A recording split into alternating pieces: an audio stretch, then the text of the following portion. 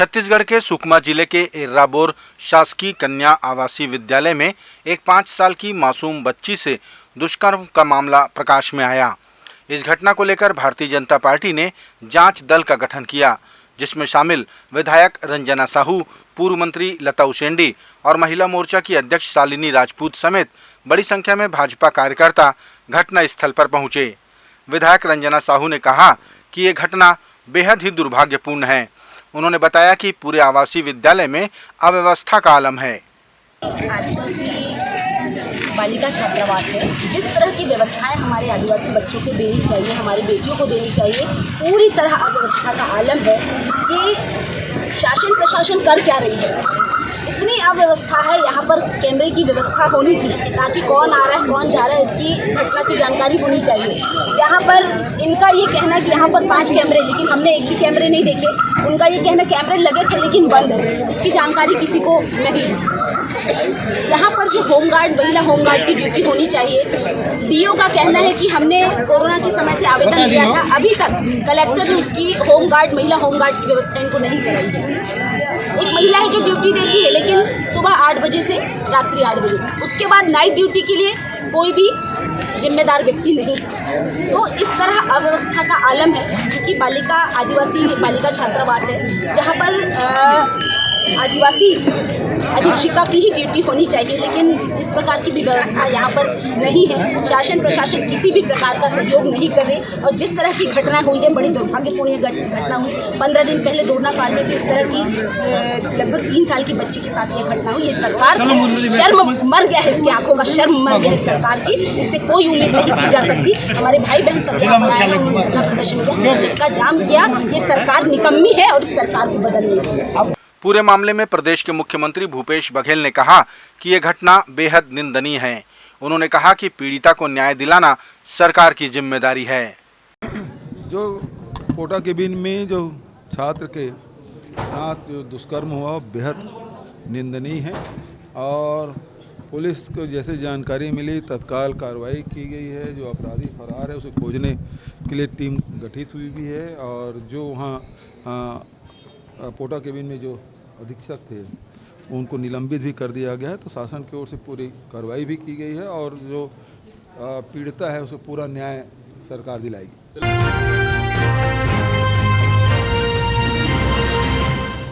मणिपुर की घटना को लेकर छत्तीसगढ़ के मुख्यमंत्री भूपेश बघेल ने कहा कि केंद्र सरकार मणिपुर की घटना से ध्यान डाइवर्ट करने के लिए इधर उधर की बातें कर रही हैं। उन्होंने कहा कि केंद्र सरकार द्वारा ही नियुक्त राज्यपाल अनसुईया उइके ने मणिपुर के हालातों से अवगत भी कराया, लेकिन केंद्र सरकार ने कोई एक्शन नहीं लिया। मुख्यमंत्री ने कहा कि केंद्र सरकार अपनी नाकामियों को छुपाने का प्रयास कर रही है। मणिपुर की घटना को दबाने के लिए या मणिपुर में जो भारतीय जनता पार्टी की नाकामी है उसे छुपाने के लिए आप कभी राजस्थान का, कभी छत्तीसगढ़ का नाम ले रहे हैं और वो भी ऐसे प्रदेश का जहाँ जो इलेक्शन गोइंग स्टेट है और दूसरे राज्यों का आपने नाम नहीं लिया। लेकिन इसका मतलब ये है कि आपके दिमाग में केवल चुनाव के कीड़ा कुलबुला रहा है। तो इसके चलते आप छत्तीसगढ़ की तुलना कर रहे हैं मणिपुर में, जबकि अनसुईया उइके जी यहाँ भी राज्यपाल थे, अभी मणिपुर के राज्यपाल है और उन्होंने जो बयान दिया कि 50,000 लोग मणिपुर छोड़ चुके हैं, 100 से अधिक लोगों की हत्या हो चुकी है, सैकड़ों घर जला दिए गए हैं, महिलाओं के साथ बलात्कार हो रहा है, निर्वस्त्र घुमाया जा रहा है। ये जो सामूहिक रूप से घटनाएं घट रही है और जब संवैधानिक पद में बैठी हुई अनसुईया उइके जी जब ये बात कह रही हैं, तब तो केंद्र सरकार को, जो उन्हीं के द्वारा नियुक्त राज्यपाल है और जो ये बात कह रही हैं, तो फिर स्थिति को आप डाइवर्ट करने की कोशिश मत करिए। जो गलतियां हैं उसे स्वीकार करिए और सुधार का प्रयास करना चाहिए।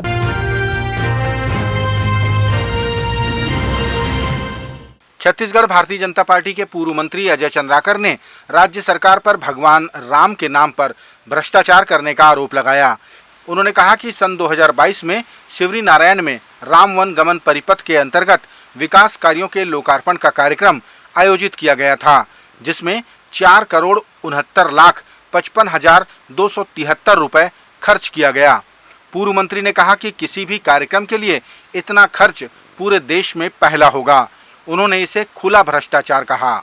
एक पहला राज्य है जो राम के नाम पर भ्रष्टाचार को बढ़ावा देता है, भ्रष्टाचार करती है राम के नाम पर। एक उदाहरण मैं आप सबको बता देता हूं। 2022 में शिवरी नारायण में आयोजित राम वन गमन पर्यटन परिपथ के अंतर्गत हुए विकास कार्यों का लोकार्पण समारोह इस नाम से एक कार्यक्रम आयोजित हुआ। उसमें जो खर्च आया वो 4,69,55,273 रुपये था। मेरे ख्याल से किसी कार्यक्रम में देश भर में इतनी राशि उद्घाटन समारोह में व्यय की गई, ये सबसे ज्यादा होने का एक उदाहरण है। तो 4,69,55,273 रुपये उद्घाटन के किन किन कार्यक्रमों में, विषयों में व्यय हुए, ये कांग्रेस की भ्रष्ट सरकार को बताना चाहिए। ऐसा खुला भ्रष्टाचार हमने कभी नहीं देखा, राम के नाम पर तो बिल्कुल नहीं देखा। और राम भगवान के नाम पर जो भ्रष्टाचार कर रहे हैं उनको एक दिन जेल जरूर जाना पड़ेगा।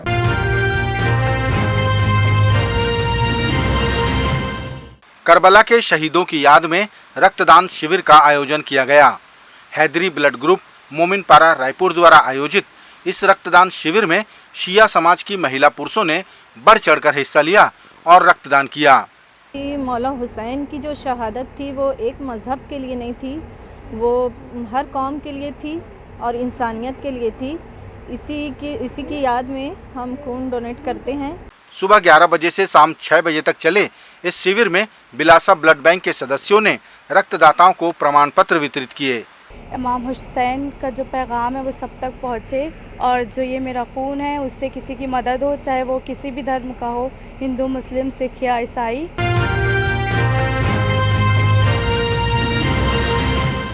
अखिल भारतीय कांग्रेस कमेटी के राष्ट्रीय अध्यक्ष मल्लिकार्जुन खड़गे ने मणिपुर हिंसा समेत कई मुद्दों पर चर्चा करने के लिए प्रधानमंत्री को आमंत्रित किया, जिसे लेकर मुख्यमंत्री भूपेश बघेल ने भी कहा कि चर्चा के लिए प्रधानमंत्री को आगे आना चाहिए। वे देश विदेश जाने के लिए जब समय निकाल लेते हैं तो उन्हें चर्चा के लिए भी समय निकालना चाहिए। खड़गे जी ठीक है, प्रधानमंत्री जी बयान दे, चर्चा करने के तैयार हैं। वो क्यों नहीं आ रहे हैं? इतनी सी बात है भाई, देश के प्रधानमंत्री हैं, वो चुनाव प्रचार करने जा सकते हैं, दुनिया भर के देश में वो दौरा कर सकते हैं, तो सदन में वो क्यों बात नहीं करते? तो यही बात तो खड़गे जी कर रहे हैं।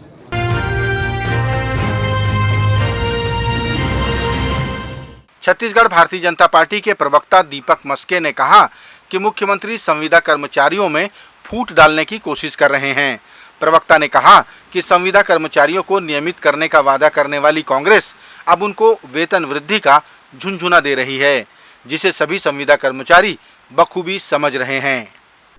5 साल पूरे हो चुके हैं, कांग्रेस ने अपना वादा नहीं निभाया, बल्कि संविदा कर्मियों में फूट डालने के लिए उनकी वेतन वृद्धि की बात करने लग गए, जबकि कांग्रेस को अच्छे से पता है कि इसका लाभ केवल 2 से 3 हज़ार पे बैंड वालों को ही मिलेगा। जब कर्मचारी अपनी मांगों को लेकर हड़ताल पर आ रहे हैं तो आपातकाल के विचार से पोषित कांग्रेस उन पर कार्रवाई का मन बना रही है। ये कांग्रेस की फितरत रही है। एस्मा जैसे नियम लगाकर उन पर कार्रवाई करने की बात कर रही है। कांग्रेस सरकार और भूपेश जी ये जान लें कि उनका झूठ का पर्दाफाश हो चुका है, उनके झूठ के पांव नहीं है। ये सरकार जल्दी ही गिरने वाली है।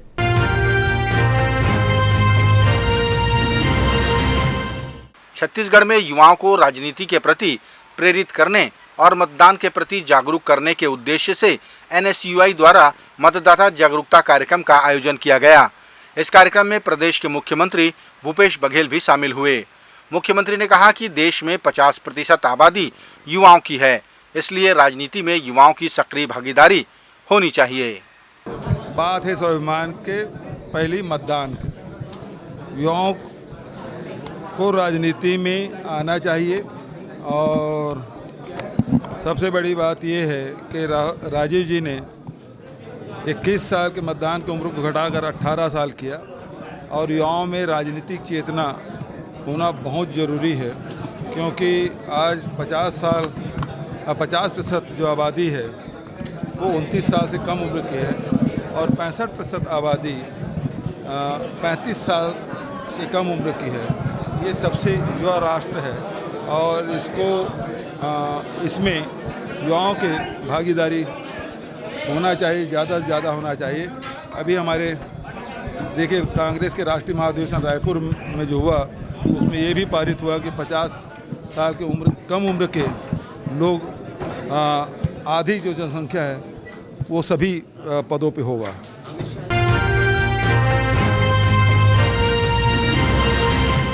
मणिपुर समेत देश के अधिकांश हिस्सों में दलितों और आदिवासियों पर हो रहे अत्याचार पर चिंता व्यक्त करते हुए गोंडवाना गणतंत्र पार्टी ने बिलासपुर में देश के राष्ट्रपति के नाम ज्ञापन सौंपा। आदिवासियों के एक बड़े समूह ने रैली की शक्ल में कलेक्ट्रेट पहुंचकर ज्ञापन दिया और राज्य सरकार की खिलाफत की। पूरा आदिवासी कुनबा जो देश में जहाँ जहाँ पर स्थित है सब उद्वेलित है मणिपुर के जो घटनाक्रम को लेकर। उसी परिप्रेक्ष्य में हम लोग गोंडवाना गौड़ महासभा कोटा और गोंडवाना गणतंत्र पार्टी उसके विरोध में घोर निंदा करने के साथ हम उसके विरोध प्रदर्शन के लिए हम यहाँ पर उपस्थित हुए हैं। जैसे कि अगर सरकार नहीं मानती है तो आने वाले चुनाव है छत्तीसगढ़ में, मध्य प्रदेश में और अन्य राज्यों में। बता दें कि आदिवासी समाज जो उन लोग मानते हैं कि हम उनके लिए काम कर रहे हैं, तो बता देंगे कि आने वाले टाइम में क्या करने वाले हैं। छत्तीसगढ़ में आदिवासी मंत्री मोहन मरकाम उसी दिन बिलासपुर प्रवास पर थे, फिर भी गोंडवाना गणतंत्र पार्टी के सदस्य उनसे नहीं मिले। मरकाम जी कांग्रेस के हैं और कांग्रेस में तमाम तरीके से अभी 27 से 28 29 लोग विधायक हैं। उसके बाद भी आदिवासी विधायक होने के बाद भी, विपक्ष में होने के बाद भी अपना विपक्ष का मुद्दा नहीं रख पा रहे हैं, ना कोई आंदोलन कर रहा है। सिर्फ एक चुनावी मुद्दा में अभी बिलासपुर आया है, कार्यकर्ताओं की बैठक लेने आए हैं। रुपयों की कहाँ आवंटन करना है, DNF फंड को कहाँ देना है, इसके मुद्दे में बात करने आए हैं। वो आदिवासियों के मुद्दा को लेकर के नहीं आए हैं। इतना बड़ा जो आंदोलन अभी कर रहा है, शायद मणिपुर के लिए करता तो हम धन्यवाद देते मोहन मरकाम जी को, लेकिन उन्होंने आदिवासियों के मणिपुर के लिए नहीं आए हैं। वो अपने पार्टी के काम करने के लिए आए हैं, हम समाज के लिए काम करने के लिए उतरे हैं।